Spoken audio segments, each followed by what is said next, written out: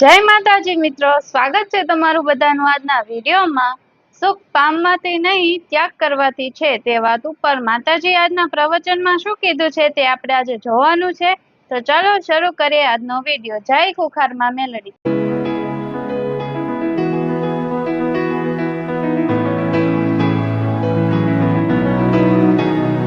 લોકો એવા છે કે જેને રામનું નામ લેવાથી બધી શંકાઓ દૂર થઈ ગઈ કે મને આ નડ્યું, મને પેલું નડ્યું, મને પેલું નડ્યું, બધી શંકાઓ જતી રહી ને। હા, તો એટલા માટે તો હું રામ રામ જપવાનું કહું છું। શંકાઓનો નાશ થઈ જાય, ચિંતાઓનો નાશ થઈ જાય। તમે દુખી કેમ થાવ છો? દુખી થવાનું કારણ કોઈ પરિસ્થિતિ નહીં દુખી કરતી તમને, દુખી કરે છે તમારું મન। તમારું મન દુખી કરે છે। બધું હોવા છતાંય તમે ચિંતિત છો કોઈક વાતે, તમે ટેન્શનમાં છો, કાલની ચિંતામાં, ભવિષ્યની ચિંતામાં, દીકરા દીકરીઓની ચિંતામાં, ઘર પરિવારની ચિંતામાં, કઈ ચોરી કરી હોય, કઈ અપરાધ કર્યો હોય, કોઈ ગુનો કર્યો હોય એની પકડાવાની ચિંતામાં, એનો ડર, એનો ભય બધો ઘણો બધું હોય એટલે માણસ અશાંત રહે। શું કરું મને ચોય શાંતિ મળતી તો છે ને રામ રામ રામ રામ રામ રામ જપવાથી આપે રૂપે પાપોનો નાશ થાય છે। અને રામ રામ જપતા જપતા જપતા જપતા સંખ્યા વધુ થઈ ગઈ ને રામ નામની, એટલે આપે રૂપે આ પાપમાં મનમાં જે પાપ પડ્યા ને એ ધોવાતા જશે। એમ એમ આપે રૂપે આનંદનું સુખ અનુભવ થશે। હજુ જેની કલ્પના નહીં એવી મારા ભગવાનના નામમાં અપાર આનંદ છે। અપાર કેવું અપાર, જે સાધારણ મનુષ્ય આ આનંદ ના સહન કરી શકે। કેવો આનંદ, કેવો અપાર આનંદ, ખાલી વર્ણન સમજાવું, ખાલી દાખલો આલો કે એટલો અપાર આનંદ, એટલું અપાર સુખ કે સામાન્ય વ્યક્તિ હોય ને, સામાન્ય વ્યક્તિ એના જો ભગવાન એમના નામનો, એમની મહિમાનો આનંદ પ્રદાન કરે ને તો માણસ એ આનંદમાં ફાટી જાય। શું થાય?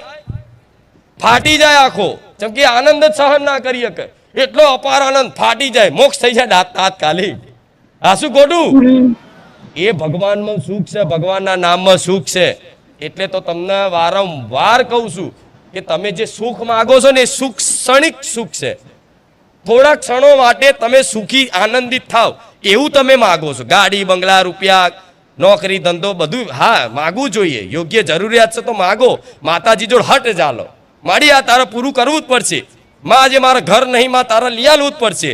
મારી ખુખાર મેળવી હું તને રોજ પ્રાર્થના કરું, તારા મારા ઘર લઈ આલવું જ પડશે। તમારી કોક દાડો એ પ્રાર્થના સાંભળીને તમને નવું ઘર લઈ આલીશ। તમને સારી નોકરી નથી તો સારી નોકરી મેળવી આલીશ। ના નહીં, તમારે પોલીસ અધિકારી બનવું હોય, કોઈ સારો ડોક્ટર વકીલ બનવું હોય તો મહેનત કરો, ભણો ગણો અને જોડે મને માતાને પ્રાર્થના કરો, એક જ લક્ષ્ય બનાવો તો એ પૂરું કરી આલીશ। પણ તમે જે લક્ષ્ય બનાવો છો એ લક્ષ્ય વાળાય તે જેને જે વસ્તુ તમે પામવા માગો છો એ વસ્તુ જેણે પામેલી છે ને એ દુઃખી છે। તો મને ચિંતા એ થાય છે કે હું બધું તમને આપી દઈશ, તમારી તમામ મનોકામના પૂરી કરી દઈશ, પણ એ મનોકામના પૂરી કરવામાં દુઃખ છે। આ સત્ય વાત છે। મારી અમારી તમામ મનોકામના પૂર્ણ કરજો, હું કહી દઉં તથાસ્તુ જાઓ, તો એમ જ દુઃખ છે। બધી માણસની ઈચ્છાઓ પૂરી થતી જાય તો માણસ એમ જ દુઃખી થઈને જાતે જ આત્મહત્યા કરી લે। આ બધું જોયું છે તમે અને આ સત્ય છે। એટલે સુખ શેમ છે? કંઈક પામવામ નહીં, મનથી ત્યાગ કરવામ। ભલે માર જોડે એક નાનું અમથું સાધન છે, સાયકલ છે, ઘેર રિક્ષા છે ને, પણ હું રિક્ષામાં આનંદમાં છે। મને એવું લાગે છે કે મારી જોડે 1 કરોડની ગાડી છે, એ માણસ સુખી।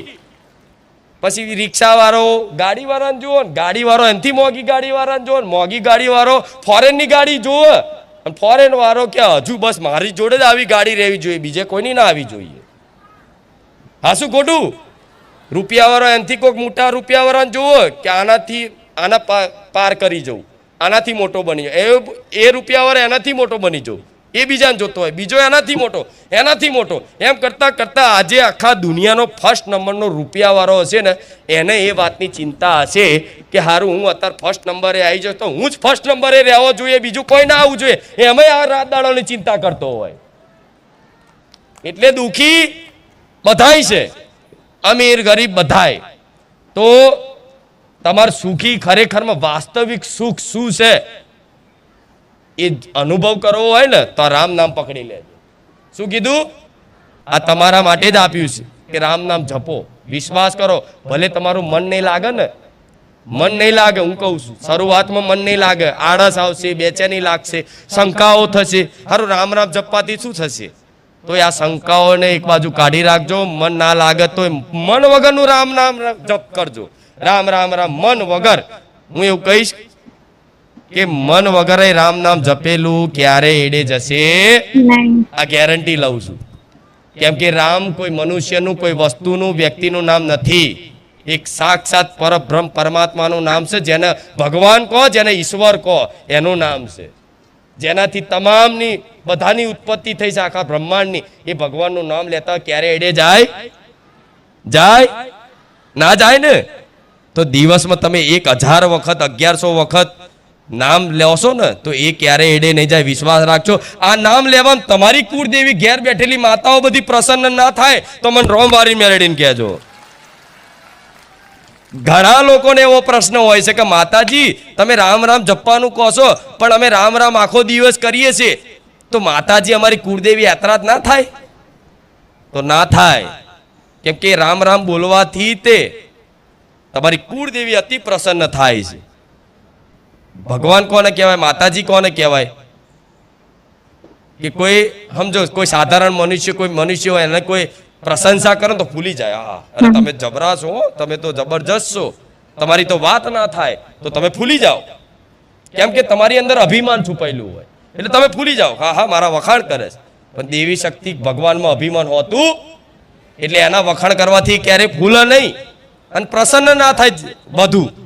પણ એના જે ભગવાન હોય એમનું નામ જપ કરે અને નામ લે, એમના ગુણગાન લીલા ગાય તો માતાજી ભગવાન ખૂબ પ્રસન્ન થાય. રામનું નામ લેવાથી થાય કે નહીં? પાર્વતી માતા એ જ આદ્ય શક્તિ સ્વરૂપ છે ને તમારા ઘેર. દેવી શક્તિ એક જ છે. ચામુંડા ગણો, બહુચર ગણો, હરસિદ્ધિ ગણો, બધી એક જ છે.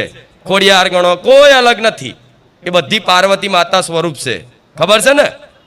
હા, તો પાર્વતી માતાએ તે રામનું નામ નું સ્મરણ ભગવાન જોડે એમના પતિ જે કરતા હોય એ જ કરે ને.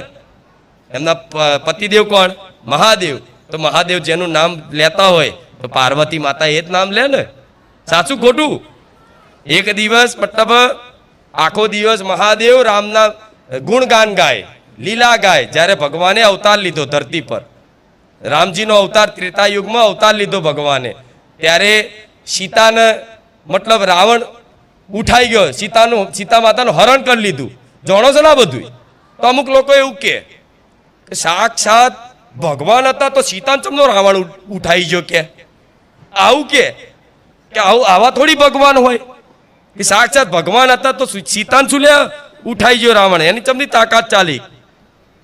તો વિચારો ખાલી, ભગવાને લીલા કરી છે.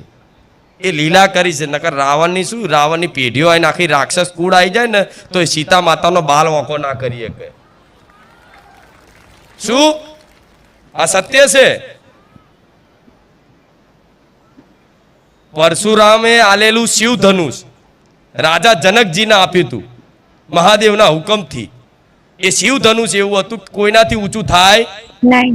રાજા જનકજીને મતલબ પુત્રી તરીકેનું ફળ પ્રાપ્ત થયું સીતા માતા તરીકે. એને જેને ધરતી પુત્રી કહેવાય છે. ધરતીમાંથી પ્રગટ થયા હતા સીતા માતાજી. એ ખાલી 5 વર્ષના 3 વર્ષના હતા ને સીતા માતા. ત્યારે રાજા જનકને કીધું કે આ શિવ ધનુષ કોઈ ઊંચું કરી શકે એમ નહીં આ જગતમાં.